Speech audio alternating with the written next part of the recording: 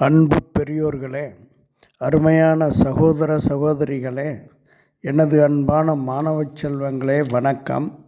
இன்றைய தின குறள் பதிவு அதிகாரம் 9 விருந்தோம்பல். குறள் 82. விருந்து புறத்ததாத் தான் உண்டல் சாவா மருந்து எனினும் வேண்டற்பாற்றன்று. மீண்டும் சொல்கிறேன். விருந்து புறத்ததாத் தான் உண்டல் சாவா மருந்து எனினும் வேண்டற்பாற்றன்று. வெளியே பசித்திருக்க உள்ளே இருந்து உண்ணாதே.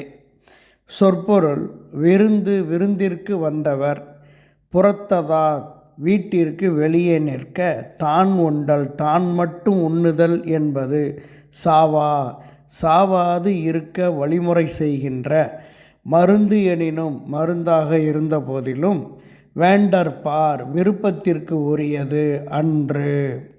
பொருள்: மனிதன் சாவாதிருக்க உண்ணப்படும் மருந்தாக இருந்தாலும் தன்னை நாடி வந்த விருந்தினரை தன் இல்லத்தின் புறம்பாக நிற்க வைத்துவிட்டு தான் மட்டும் உள்ளே இருந்து கொண்டு உண்ணுதல் முறையற்ற செயல் ஆகும் என்பதை வள்ளுவன் இக்குறளில் தெளிவுபடுத்தியுள்ளார்.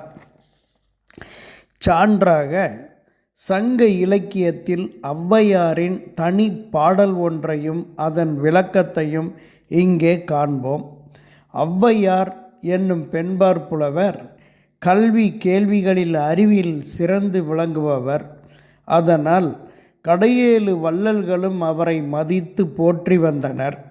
அவற்றில் அதியமான் நெடுமானஞ்சி என்னும் சிற்றரசன் ஔவையோடு நெருங்கி பழகியவன்.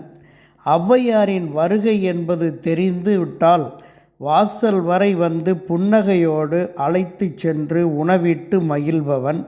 அதேபோல் ஔவை புறப்படும் போதும் வாசல் வரை சென்று இனிய சொற்களை கூறி அனுப்பி வைப்பான் என ஔவையின் பதிவிலே காண முடிகிறது. ஒரு நாளல்ல, இரு நாளல்ல, அவனை சென்று காணும் போதெல்லாம் அதே மகிழ்வில் வரவேற்பான் என ஔவை கூறுகிறார். அதற்கு மாறாக ஒரு நிகழ்வு பாண்டிய மன்னன் வீட்டின் திருமணத்தின் போது நடக்கிறது. பாண்டியன் வீட்டில் திருமணம். ஔவையாருக்கு அழைப்பு செல்கிறது. அவரும் புறப்பட்டு வருகிறார். ஆனால் கல்யாண வீட்டில் ஏகப்பட்ட கூட்டம் அலைமோதுகிறது. அந்த தள்ளுமுள்ளுக்கு நடுவே ஔவையாரால் சமாளிக்க முடியவில்லை. சாப்பிடாமலே புறப்பட்டு வந்து விடுகிறார்.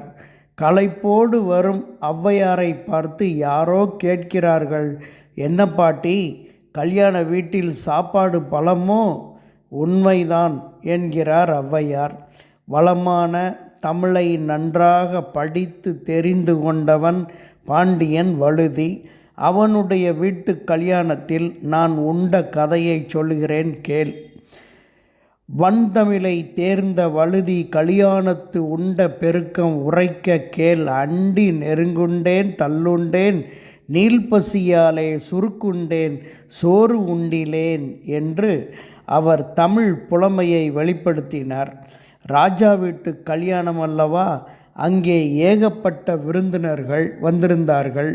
அவர்களுக்கு மத்தியில் நான் நெருக்குண்டேன், தள்ளுண்டேன், அதாவது நெருக்கி தள்ளப்பட்டேன், பசியால் சுருக்குண்டேன், அதாவது வயிறு சுருங்கி காணப்பட்டேன், ஆனால் சோறு மட்டும் உண்ணவில்லை என்று புலமை குறிப்பால் ஔவையார் தன் பசியையும் தான் உண்ணவில்லை என்பதையும் பதிவு செய்கிறார். இதைத்தான் வள்ளுவன் விருந்து புறத்ததாத் தான் உண்டல் சாவா மருந்தெனினும் வேண்டற்பாற்றன்று என உணர்த்துகிறார்.